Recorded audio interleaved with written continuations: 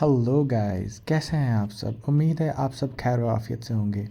आज की वीडियो का थंबनेल देखकर ही आपको पता चल गया होगा कि आज की वीडियो किसके बारे में है। ये वीडियो आरबीआई ग्रेड बी का dream job, highest paying government job in India. आप सबको मालूम होगा, आप सब ने आरबीआई का नाम सुना होगा कि RBI the reserve bank of India, the central bank of a country है। लेकिन इसकी सैलरी आपने कभी जानी क्या? अभी आपने सोचा कि इसकी सैलरी कितनी है? आपको ये जान के हैरानगी होगी कि आरबीआई ग्रेड बी की सैलरी इवन एक सिविल सर्वेंट से ज़्यादा है। तो चलिए शुरू करते हैं। सबसे पहले हर सैलरी, हर पोस्ट पे जो पहला कंपोनेंट होता है वो होता है बेसिक पे। तो आरबीआई ग्रेड बी की बेसिक पे है वो है 55,200 rupees. Grade B scale 1 officer में आता है। स्केल 1 ऑफिसर का जो बेस एंट्री लेवल है वो ग्रेड ए है, जो कि असिस्टेंट से प्रमोट होके ग्रेड ए बनते हैं। जो ग्रेड बी है ये डायरेक्टली बैंक इनको रिक्रूट करता है और कुछ परसेंटेज ग्रेड ए से प्रमोट होते हैं। तो नंबर सेकंड कंपोनेंट जो है वो है ग्रेड अलाउंस। जो आरबीआई ग्रेड बी का ग्रेड अलाउंस है वो है 11,500 रुपीज़। इसके बाद जो इसका तीसरा कंपोनेंट है वो है डियरनेस अलाउंस। जो डियरनेस अलाउंस है वो है 32,496। यहाँ पे मैं एक चीज़ ऐड करना चाहूँगा। जो डीएनएस अलाउंस है, जैसे कि आप जानते होंगे सेंट्रल गवर्नमेंट या कि स्टेट गवर्नमेंट, वहाँ पे DNS allowance half yearly revise होता है, जैसा कि जनवरी फर्स्ट में और जुलाई फर्स्ट पे। लेकिन बैंकिंग सेक्टर में जो डीए है ये क्वार्टरली रिवाइज होता है, यानी कि हर 3 महीने रिवाइज होता है according to the inflation rate in the country. इसके बाद चौथा अलाउंस है that is special allowance for direct recruitees. वो है 9,750 रुपीज़। इसके बाद हमारा एक और कंपोनेंट है वो है लोकल कंपनसेटरी अलाउंस, और ये है 5,468 रुपीज़। इसके बाद एक और कंपोनेंट है जो कि है लर्निंग अलाउंस, और ये मिलता है आपको 2,500 रुपये। और इसके बाद हम इसके सेकंड पार्ट पे आते हैं जो कि है डिडक्शन। कोई भी salary slip without deduction possible नहीं है। तो नंबर 1 जो पहला डिडक्शन है वो है एनपीएस, नेशनल पेंशन सिस्टम में। इसमें आपको 11,000 रुपये डिडक्ट होते हैं, और ये 10% ऑफ द बेसिक पे and DA and all other DA giving components में आता है। इस 11,000 पे गवर्नमेंट यानी कि बैंक आपको 14% और एनपीएस अपने कंट्रीब्यूशन करके आपके एनपीएस अकाउंट में डालता है। तो टोटल आपके अकाउंट एनपीएस अकाउंट में around 25,000 rupees per month invest होते हैं। इसके बाद सेकंड कंपोनेंट है मील कूपन, जिसके के 400 रुपीज़ डिडक्ट होते हैं। उसके बाद है MAF, it's medical assistance fund, जो कि आपकी मेडिकल फैसिलिटीज़ के रिलेटेड है। इसके आपको 300 रुपये डिडक्ट होते हैं। इसके बाद ऑफिसर्स एसोसिएशन से आप एसोसिएटेड रहते हैं तो उसके 200 रुपीज़ पर मंथ डिडक्ट होते हैं। इसके अलावा एक मेजर डिडक्शन होती है जिसको हम इनकम टैक्स डिडक्शन कहते हैं, जो कि मैंने यहाँ पे मेंशन नहीं की है, लेकिन according to the income of the person वो यहाँ पे डिडक्ट होगी। तो ग्रॉस सैलरी जो कि आरबीआई ग्रेड बी की हमारे पास आती है वो है 1,16,940 रुपीज़। इसके बाद हमारी जो इन हैंड सैलरी है वो ये डिडक्ट करने के बाद हमारी in hand salary around 1,04,914 rupees हो जाती है। तो आपने देखा एक आरबीआई ग्रेड बी की सैलरी कितनी अच्छी, कितनी हैंडसम सैलरी है। बट अगर मैं अब इसके बाद जो आपको दिखाने जा रहा हूँ तो वो देखकर यू विल बी अमेज्ड। तो इसके बाद जो नेक्स्ट कंपोनेंट, जो मेजर कंपोनेंट एक आरबीआई में एक स्टाफ का या एक एम्प्लॉई का है वो है पर्क्स। तो जब हम पर्क्स पे आते हैं तो सबसे पहले जो मेन पर्क है वो है कन्वेंस अलाउंस।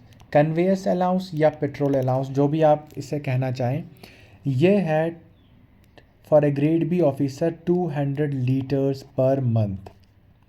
तो जो भी ग्रेड बी ऑफिसर्स हैं उनको 200 लीटर्स पेट्रोल की जो फर्स्ट ऑफ द मंथ जो प्राइस होगी उस स्टेट की या उस स्टेट की, उतने 200 लीटर्स के इनको रियम्बर्समेंट और वी कैन से 200 लीटर्स के पैसे इनको मिलते हैं। तो जो ये 200 लीटर्स है ये सिर्फ मुंबई सिटी के लिए है। फॉर अदर मेट्रो सिटी जैसे दिल्ली है हमारे पास, कोलकाता है, तो यहाँ पे आपको 180 लीटर्स ऑफ पेट्रोल मिलता है। और बाकी जितने भी स्टेट्स हैं, स्टेट कैपिटल्स हैं, वहाँ पे आपको 150 लीटर्स ऑफ पेट्रोल ही मिलता है। इसके बाद सेकंड कंपोनेंट आता है house hold allowance. House hold allowance को हम मेड अलाउंस भी कहते हैं। तो हाउस होल्ड अलाउंस आपको मिलता है 6500 रुपीज़। इसके बाद जो तीसरा कंपोनेंट है that is internet allowance. Internet allowance आपको 2000 रुपीज़ पर मंथ मिलता है। इसके बाद आपको न्यूज़पेपर अलाउंस मिलता है that is 917 rupees. Next component है इक्विपमेंट मेंटेनेंस अलाउंस और ये मिलता है आपको 500 रुपीज़ पर मंथ। इसके बाद आपको मिलता है टेलीफोन अलाउंस भी आपको मिलता है। जो टेलीफोन अलाउंस है वो आपको मिलता है 1500 rupees per month. Not but not the least, आपको लीज एकोमोडेशन भी मिलती है। जो लीज एकोमोडेशन है, अगर आप मुंबई सिटी में हैं तो आपको 60 to 70,000 पर मंथ आपको लीज एकोमोडेशन के लिए मिलते हैं। जो बाकी जैसे स्टेट कैपिटल्स हैं या मेट्रोपॉलिटन सिटीज़ में, वहाँ भी ये जो लीज एकोमोडेशन की लिमिट है वो वेरी होती है। जो कुछ क्लास एक्स या वाई सिटीज़ हैं, वहाँ क्लास वाई और जेड सिटीज़ हैं, वहाँ पे 20 to 25,000 मिलता है। दिल्ली में आपको 40 to 45,000 मिलता है। लेकिन सबसे ज़्यादा हाइस्ट लिमिट जो है वो मुंबई सिटी में है, क्योंकि आरबीआई का जो मेन सेंट्रल ऑफिस है दैट्स लोकेटेड इन मुंबई। और मुंबई में आरबीआई की स्ट्रेंथ अराउंड 12,000 है स्टाफ स्ट्रेंथ, उसमें से अराउंड 50% जो ऑफ द स्टाफ है वो मुंबई में है। कुछ लोग जो लीज अकोमोडेशन लेना ना पसंद करें या जिनके घर पास में हो, उनको बैंक एचआरए भी प्रोवाइड करता है। Those who are not willing to take lease accommodation get 15% of basic and DA giving component as HRA.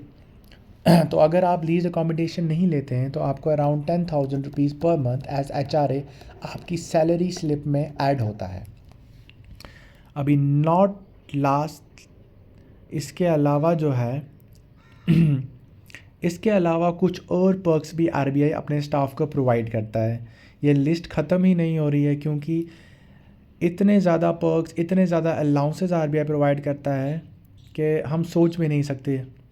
तो अब अदर पर्क्स में जो सबसे पहला अलाउंस है दैट इज़ सोडेक्सो अलाउंस, और सोडेक्सो कूपन्स भी हम कहते हैं इसको।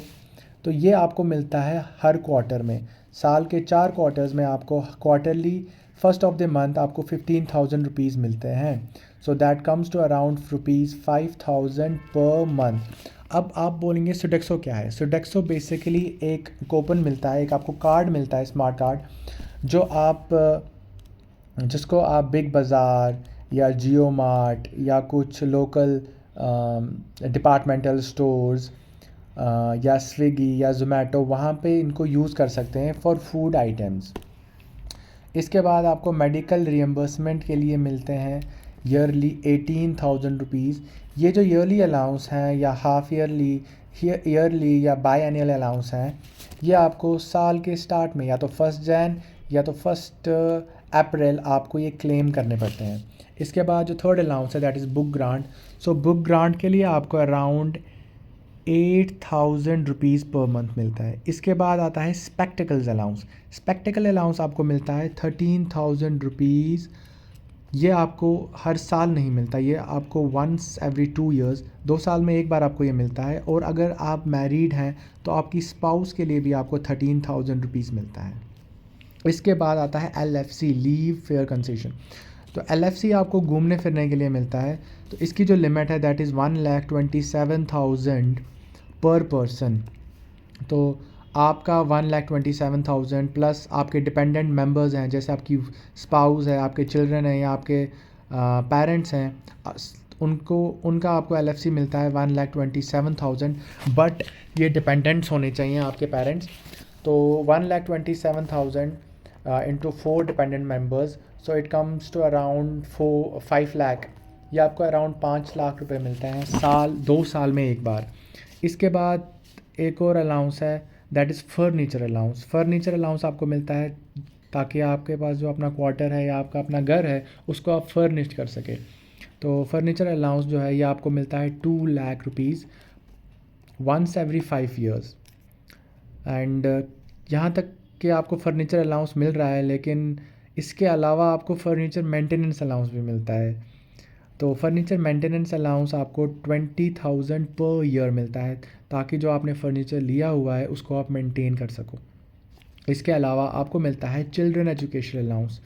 चिल्ड्रन एजुकेशन अलाउंस आपको 7,000 पर मंथ पर चाइल्ड मिलता है for a maximum of 2 children. So ये इसके आपको अगर 2 बच्चे हैं आपके तो आपको 14,000 that is 14,000 rupees per month मिलता है। इसके अलावा आपको व्हीकल इंश्योरेंस जो है उसका रिएम्बर्समेंट मिलता है। तो या तो बैंक आपका जो व्हीकल है उसको खुद इंश्योर्ड करेगा for maximum limit of 25,000 per year. तो आपने देखा कि आरबीआई कितनी ज़्यादा फैसिलिटीज़, पर्क्स, अलाउंसेस प्रोवाइड करता है। तो इसके अलावा कुछ नॉन मॉनेटरी बेनिफिट्स भी हैं, तो उस पर भी चलो गौर करते हैं। तो सबसे पहले जो है वो है medical facility for self and dependent family members.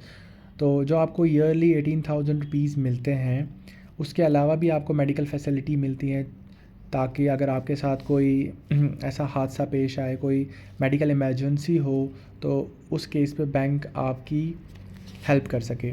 तो इसके अलावा आपको डिस्पेंसरी फैसिलिटी मिलती है। जो डिस्पेंसरी फैसिलिटी है ये हर कॉलोनी एंड हर आरबीआई की हर ऑफिस में ये अवेलेबल है विद डॉक्टर। ये जो क्लिनिक फैसिलिटी है ये 3 या 4 घंटे ऑफिस में और कॉलोनी में बैंक प्रोवाइड करता है। इसके अलावा जो इस जॉब का जो एक मेजर एडवांटेज हैं वो ये हैं कि आपकी जो पोस्टिंग है वो हमेशा मेट्रोपॉलिटन सिटीज़ या कि स्टेट कैपिटल्स में ही रहेगी, क्योंकि आपको कहीं फार फ्लंग एरियाज़ में कभी भी पोस्टिंग नहीं होगी। इसके अलावा आरबीआई में जो प्रमोशनल एवेन्यूज़ हैं वो बहुत ही अच्छे हैं। अगर आप एक ग्रेड बी, आप एक DR ग्रेड भी आते हैं तो आप जनरल मैनेजर, आप chief general manager and even आप ED तक जा सकते हैं। और आरबीआई का वर्क कल्चर आपको पता ही है, वर्क कल्चर बहुत अच्छा है। एक वर्क लाइफ बैलेंस है, गुड वर्किंग एनवायरनमेंट है। आपको कभी नहीं लगेगा कि आपको बहुत ज़्यादा काम करना पड़ रहा है या वो या ये। तो इसके अलावा अब आपने देख लिया आरबीआई की सैलरी, आरबीआई के पर्क्स, आरबीआई के अलाउंसेस कितने ही ज़्यादा I mean best in the class हैं, even better than civil servants हैं। तो अब आरबीआई ग्रेड बी की रिक्रूटमेंट जो है वो मई से स्टार्ट हो रही है, फ्रॉम 9 मई। तो आप सभी लोग जो इतनी ज़्यादा सैलरी, इतने अलाउंसेस दे के अमेज़ हुए हैं, तो आप सब भी इस जॉब के लिए प्रिपेयर कर सकते हैं, अपना बेस्ट दे सकते हैं, और आप भी कल को जितने भी ये पर्क्स हैं आप इन सब को लेकर इसकी अमेजिंग फील ले सकते हैं।